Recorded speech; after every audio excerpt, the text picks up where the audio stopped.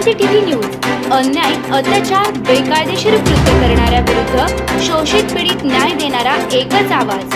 Shivkranti TV Dinbandhu news संपादक सत्यशोधक शंकरराव लिंगे 73 87 37 78 0।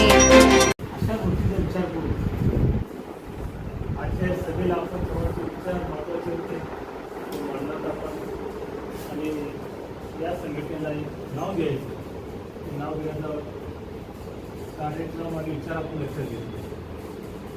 आपल्या बांधवांनी साहेबांनी जे काही विचार मांडले ते प्लॅटफॉर्म असावा, प्लॅटफॉर्म असावा ते आपण तयार करू, ते तयार होत आहे प्लॅटफॉर्म। आता सध्या आपल्याला मागच्या वेळेस आपल्याकडे 20 22 होते, आता 14-15 आहेत।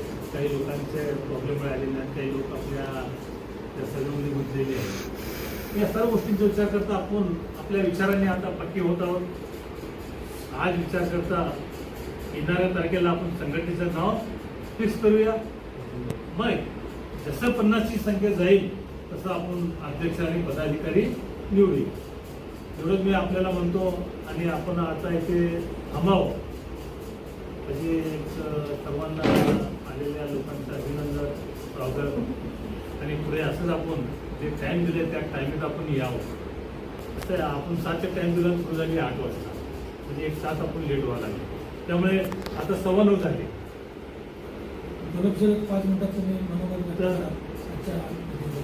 त्यामुळे आपण जरा काही विषय होते आणि ठीक आहे 35 आज थोडं रचनात्मक निर्णय। पहिल्यांदा संघटनेचं नाव निश्चित करण्यासाठी पुढच्या मीटिंगची तारीख वगैरे फरुख शेख अभोणे साहेब वगैरे म्हणजे पहिल्या नंबरचे निश्चित।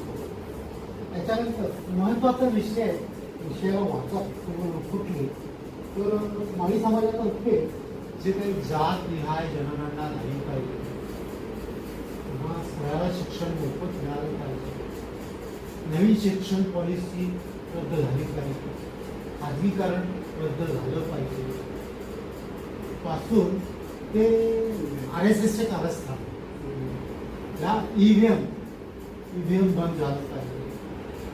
जे काही RSSने 3.5% वाल्यांनी ज्या माध्यमाने सत्ता काबीज केलेली आहे, आपण 85 ते 90% लोक आहे, या 90% लोकांना जागा करून हे आपल्याला ऐक्याची भावना निर्माण करून त्या 3% वाल्यांना टेकून देण्यासाठी एक आपल्याला अजेंडा तयार करायचा, रणनीती तयार करायची।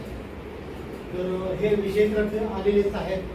तर त्या दृष्टीनं आपण पुढच्या बैठकीत सिस्टमॅटिक कुठल्याही बाबतीत गोंधळ नको, पण प्रत्येक मीटिंगमध्ये काहीतरी असं ठोस काहीतरी हे करून आणि आपली संघटना संपूर्ण सोलापूर शहरात जिल्ह्यानंतर शहरात पोहोचण्यासाठी आपण आता पुढच्या मीटिंगला येताना आपले जास्तीत जास्त जातीतले विशेषतः OBC मध्ये कामी म्हणा, परीट म्हणा किंवा इतर सगळ्या 18 पगड जाती आहेत, त्या जातीतल्या लोकांना आपण इथं बोलूया। आता SC वर्गीकरणासाठी वर्गीकरण झालेलं ते पण जातीय वर्गीकरण आपल्या मुळात ते काही कायदेशीर नाही। यासाठी जातीय जनगणना ते जे आता हे चालू आहे ना, त्याचाच भाग आहे। तर हे या गोष्टी आपण टप्प्याटप्प्याने घेऊन बस तुर्तास आपण तुमच्या संघटनेचं नाव